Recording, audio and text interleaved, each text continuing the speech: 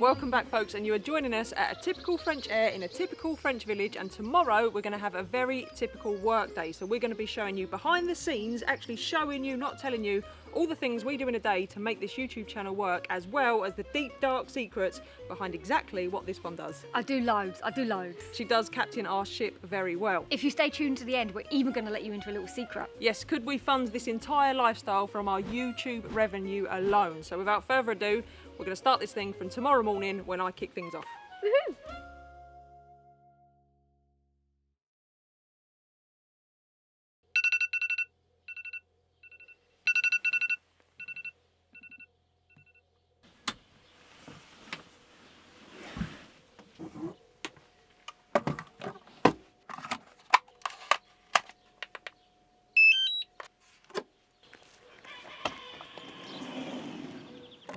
On a typical filming day, it's usually me that gets up first. Depending on the time of year, can obviously dictate what time I get up, and that's because I like to fly my drone at sunrise.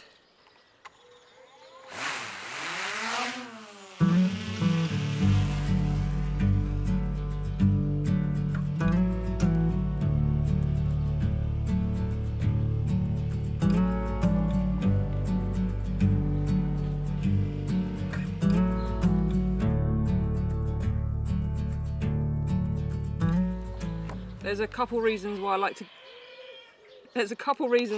get up early and do it. One, it's the best time of day. There's nobody else around, which means A, no one's going to whinge at me, and B, I can concentrate on what I'm doing a bit more. The other reason is obviously the light. The light is much better at silly o'clock in the morning, and I like to give you guys a good sense of where we are. So I just get up and do it. It's my favourite shot, if I'm honest, of the whole videos are the sunrise drone shots, because I just think it does show you properly exactly where we are. Granted, this morning isn't the most epic location we've ever been in, but I do like to film wherever we're parked, just because I think it gives a true sense of what the travel really is. Right, over here. Ah, mosquitoes. Ah! One other thing I like to do while I'm up and out is get a load of other B-roll, like close-up B-roll of where we are. Obviously all this stuff takes time, setting up the camera, composing shots, changing the settings and whatnot. So yeah, I do a bit of that, and while I'm doing that is when Emily gets up.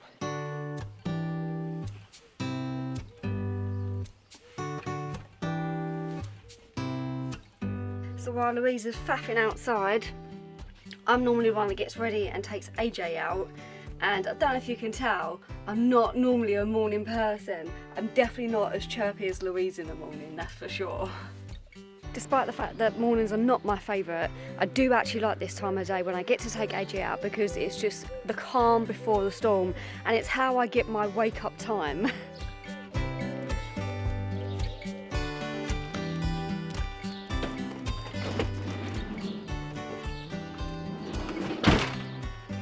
Whilst Emily is out with AJ, that's when I come back and I start getting all the footage off of everything that I've filmed so far this morning from each camera. Now normally in the morning that's only 2 or 3 cameras, so it's not so bad. This is undoubtedly the biggest faff of my job, because it takes absolutely ages to get all the cards out, all the footage off, and then like to organise it on the computer so that when I come to edit it's all very easy to find. This is also when I'll put anything on charge that needs to go back on charge, anything I forgot to charge up last night. And it's also when I put the kettle on for when Emily gets back. This is also normally the time when I start filming like us and what we're getting up to for the day and whatnot. But obviously you've seen me make coffee a million times before now. So if you want to see that, go and watch any of our other vlogs. But for this video, we're just going to concentrate on how we make the videos. Hopefully she won't be long, because I'm gasping for a coffee by now. Thank you. At 9 o'clock, sometimes 8, depending on what country we're in, I start work. So I am an operations and project manager for an outdoor events company, and I also handle all of the company's HR as well. I work for 4 hours in the morning, and I spend a lot of my time on the phone, answering emails, at the laptop, because I'm basically the head of my department. So I have an operations team, I have drivers, I have site guys, and I'm also part of the senior management group. So I'm on board meetings, Zoom meetings, I have my own client base, and then when other inquiries come in, once they've come in and quotes gone out, I I then take over all of that from the installation, the events, all the way through to the D-rig. So it's a constant on the phone, making sure that the guys know what they're doing, where they gotta go, and yeah, sometimes a bit of firefighting as well, and very reactive work. So that 4 hours that Em does, it can be quite intense. She's downplaying it a bit, and because it's so reactive, we don't always know exactly what she's going to be doing day to day. Now, if it looks like she's got a simple day, we'll often travel on those days, and you've seen a lot of that. So Emily will be working away on the laptop whilst I'm driving, and I'll film like the road and things we see along the way and a bit of information and whatnot. But more often than not, we are usually stationary like we are today. A big reason for that is because obviously we need a stable internet connection. If Emily's on a Zoom meeting or whatnot, we can't have the internet keep cutting in and out. I have done a whole video in the past about how we stay connected on the road, so I'll leave a link to that in the video description if you're interested. This is probably the hardest part of my day. So a lot of you ask how we balance the two jobs, and this is when it gets difficult, because I would like to be able to edit now, but I can't, because when Emily's on the phone, she's very loud, she's very animated. It's just distracting. Even with headphones on, I find it really hard to be able to do that. So I will use this time to walk the cat, which is a very important job. So normally Summer would be out here with me having a bit of an explore, but I also use it to do things like emails, reply to sponsors, the back and forth. A lot of you think that's quite easy, but it actually takes up a lot of time is going through, because we get a lot of pointless emails. So going through all of that, deleting it all, sending contracts, agreeing to trial products, because we're very committed to actually trying things out long term before we'll promote them. So there's a lot of back and forth and communication with that. I'll also use this time to maybe edit some photos, because I don't need to concentrate so much on that. Maybe I'll go and take some photos. I'll respond to some of your comments that Emily's left for me, so like maybe technical van build comments, questions about making the videos and whatnot. And I'll also use this time as thinking time. So it might look like I'm sat around doing bugger all, but actually there's always a car.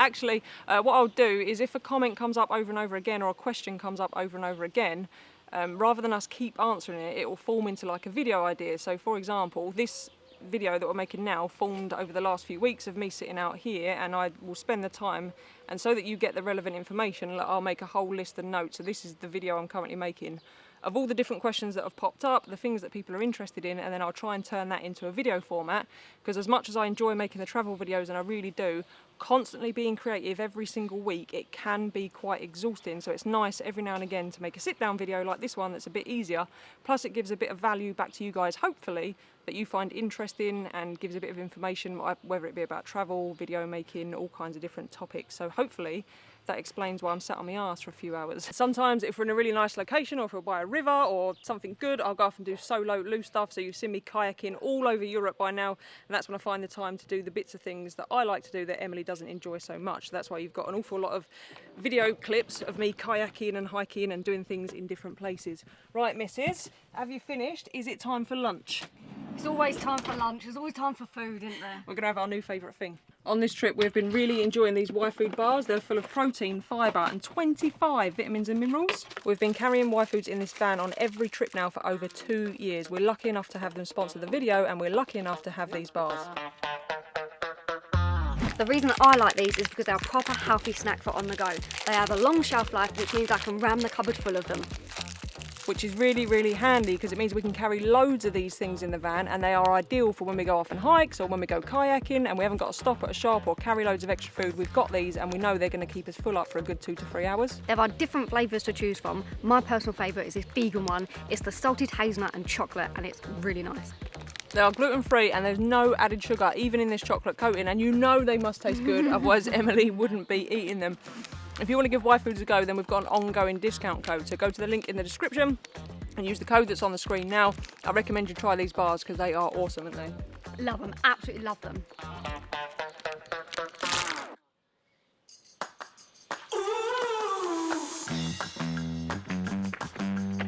It is at this point in the video where we normally go out and do something fun, so a hike or kayaking again, or go to a town and visit a city.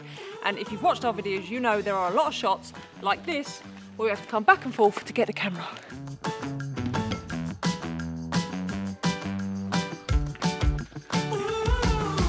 And like this one.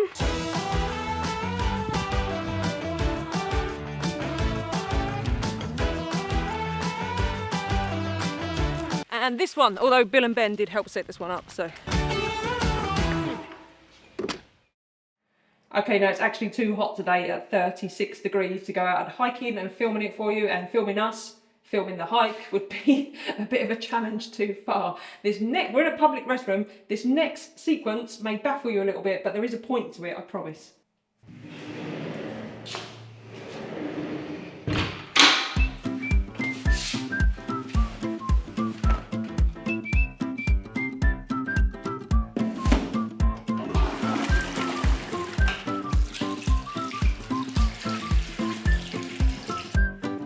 So that was a ridiculously unnecessary toilet scene B-roll feature that you had there. The reason I've put it in is because this is what we spend a lot of our time doing. So when we're on a hike, there is a lot of setting up of cameras, finding angles. So you set up a shot, Louise. You got the angle. You can't see my knickers, can you? I can't see knickers, just your bum. My bum? Yeah. Normally we'd have maybe a GoPro and obviously the drone as well. So when you see us go on a hike, I mean, going to the toilet takes what, a minute? It probably took us, what, 12, 15 minutes to film that whole thing? Easily 15 minutes, definitely. So there is a lot of that, but hopefully for you guys it adds to the video and gives you a feeling or more of a sense of what it's like to be there in some kind of way. I like to think so, yeah, because it's more submersive. Is that word? Immersive, submersive? Immersive. Submersive is what I do if I stick your head in the toilet. That's not nice, is it? But anyway, I hope that gives you a bit of concept of what goes into it. And so when a lot of you say, oh, you should have done this, and this, and you're always like speaking fast and rushing, it's because usually we are, because we want to see as much as we can and film as much as we can. And because it's so hot, on filming days when we don't have AJ and particularly Summer with us, we like to make sure we always find time to spend some time with them doing things that they like, and going to the toilet to film a B-roll sequence is up neither of their streets. So we're going to go and check that they're okay, get them into the shade and cool them down, and we'll see you guys in a bit.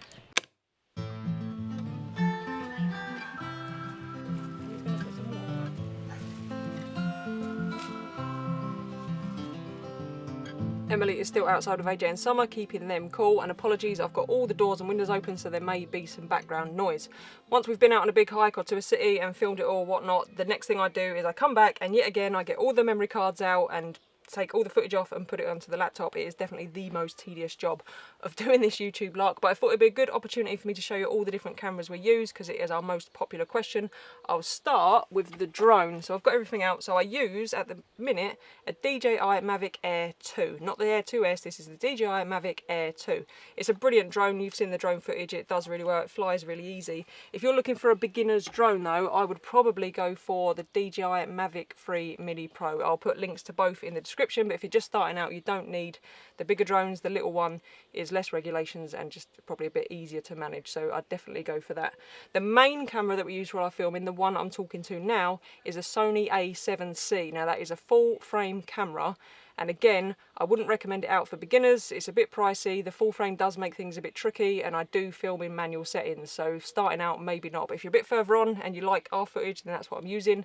Usually coupled up with either a Zeiss 16 to 35mm f4 lens, or I think it's a Sigma 24 to 70mm lens. On that, I've got the Rode Video Mic Pro most of the time, although occasionally I've just bought, you might have seen them in some footage, like the DJI wireless mics. Really impressed with them, so they're pretty good. Then Emily Cam. So Emily Cam, this is what she films all of her 2-minute tours with. This is the GoPro 10. That's the one we're currently using. I'll probably upgrade that soon, maybe when the 12 comes out. But stabilisation wise, you can't really beat it. Image quality is great. This is also the camera we use for driving shots. So when we're driving along, and I mean the driving shots facing us. So when we're driving along and the camera's facing us, this is the camera we use. It's also the thing I take out kayaking, or when we go on long hikes where there's like a bit of climbing involved. This is our second camera basically, the one I don't mind if it gets a little bit broken. When that one gets in trouble, I panic.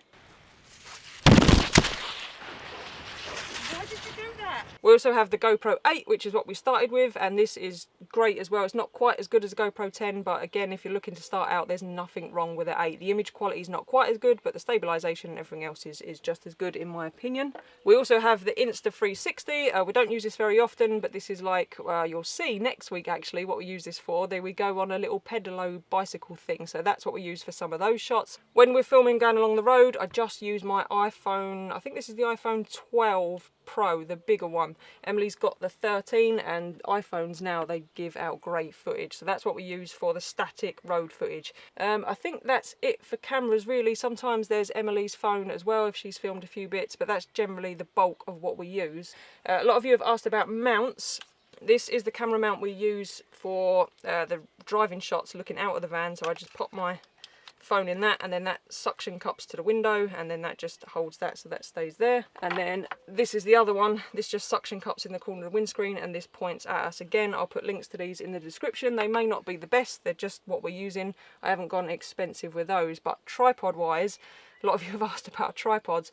We've just upgraded. We spent a lot of money on a carbon fibre tripod. When you're carrying all that kit, weight starts to become an issue. So we've got the Peak design, I can't remember what it's called, but again, I'll put it in the description. Please don't go and buy it if you're starting out. It's a ridiculous expense, and unless you're going to be carrying a backpack with lots of weight in all the time, you don't really need it. And then finally, all the wildlife footage. So if you see like the red squirrels, or when I film the tawny owl, that's all shot on an old Nikon D750 with a Sigma 150 to 600mm lens on. Again, not perfect, but it's all I've got. We can only have so much. It gets very expensive very quickly. And then editing wise, I have gone to the dark side. So I'm using a brand new Apple MacBook. So I don't know what the it's an Apple, it's posh, it's ridiculously overpriced, but it is a game changer when it comes to editing.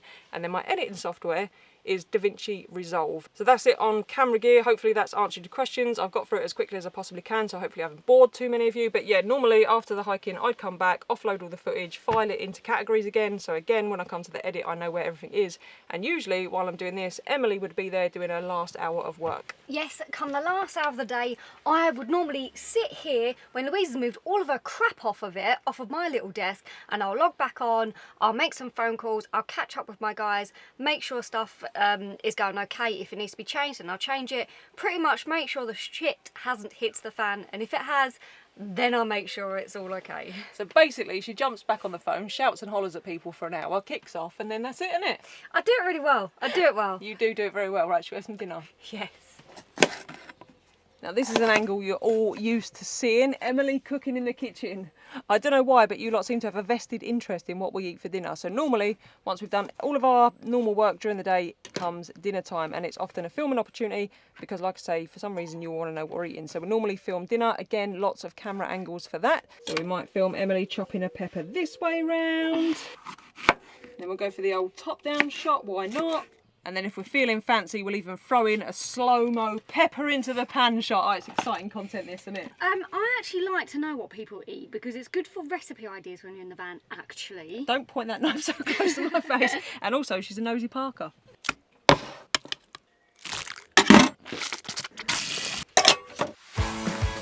With dinner out of the way and the sun about to set, you'd think we'd be done, but no. We have probably the most important job of all to get on with. And that is you lot. This is the time when I spend answering comments, messages on Facebook, Instagram, YouTube. I must admit, Facebook takes a bit of a back step, but I do love doing it. It is technically work because it's to do with the channel, but I feel it's really important, and I love chatting to people, so it's one of my favourite bits. Yes, and we love the banter we get from you guys, and I especially love it because 9 times out of 10 Emily's either in bed replying to your comment, or she's on the toilet, as you saw earlier, doing it. That is true, actually. That's generally when I do my best work. What Emily also does is she'll save any technical questions and whatnot for me and files them all away, and then tomorrow when I'm sitting around doing nothing while she's doing her work, I'll try and answer as many of them as I can. Now obviously we can't get to them all, but we do our very best, don't we? We do indeed. We try to get as many as possible. If you're going to start a channel or you want to grow a business this way, then I think respecting your community that'll be one of you lot now. Respecting your community is very, very important. But like Emily said, it's not really work. It is one of the things we love the most about doing this, is building relationships with you lot and having banter in the comments. The banter is honestly as next level, I'm telling you, I love it. She does also do some really boring stuff at this time, so that's when you do like our invoicing, our accounts, and all that rubbish. Go for the work emails. Oh. Yeah, the ones I've been too neglected to do earlier on in the day. While Emily is doing all that, I get on with something else. Yes, I am back in this seat, getting more footage and files off of memory cards. This is all the stuff we shot at dinner, and normally I would go out now and I'd get some more drone footage of where we are, some nice sunset footage. However, I've had the drone up a couple of times here, and we've had 2 locals come over and express very kindly, I must say, their discomfort of the drone being up, so I'm not going to do that tonight.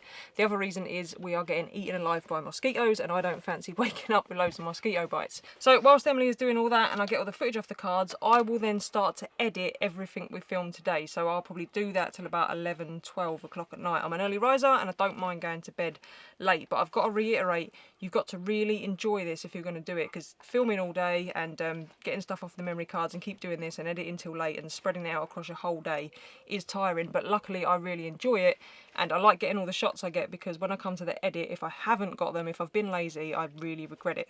And I've got a flat battery, so I'm going to have to charge that up. So that's pretty much our day. I will do this, like I say, till quite late, and by the time I go to bed, Emily will be asleep.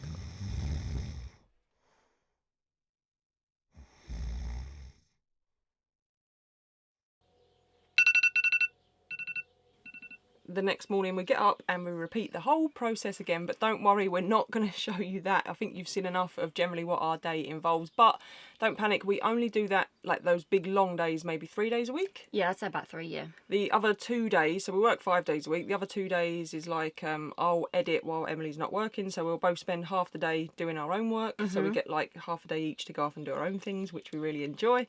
And then the final day will be like the so Emily will have her half a day's work again, and then it'll be like the upload, the thumbnail, the title, which takes up a lot of time. Thinking of things that you lot are willing to click on without going drama clickbait is a very tricky part of our job, isn't it? A part of your job, to be fair. I don't get involved in that because, yeah, it's too hard. Yeah, so there's those kind of things, and then any final emails and whatnot to sponsors and all that kind of stuff. So generally it's about 5 days. Now we get asked a lot, how long does it take to produce a video? And it's a very difficult question to answer. To quantify it into time is almost impossible, because I don't know where to start with that. So say we go for a 3-hour drive and we film it, we might only film 15 minutes of it and use maybe 5 minutes of it, but it took us 3 hours to go out and get it. So I don't know how you'd quantify that. So what I tell people is it usually takes us 4 to 5 full days to produce a travel video, depending obviously how long it is, how much we've done.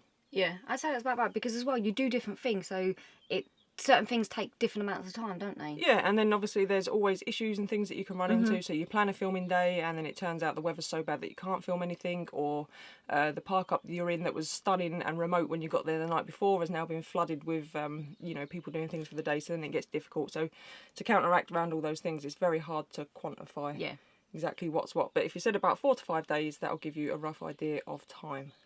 I'd say so. So as you can see, it's quite a lot of work to accommodate the 2 jobs, or we think it's quite a lot of work. Some of you might think it's easy peasy, but in reality, it's no different really to having a regular job, is it? No, I don't think so. Yeah, you've got to work around each other and stuff like that anyway, haven't you? So yeah, the only real difference is like from 6 AM to sort of 11 PM, one of us is always working. So there are those longish days, and that brings us to our big question that you all ask is it worth it? Is YouTube really worth it? And could Emily not work and we could fund this whole thing from just the YouTube revenue alone? So is it worth it?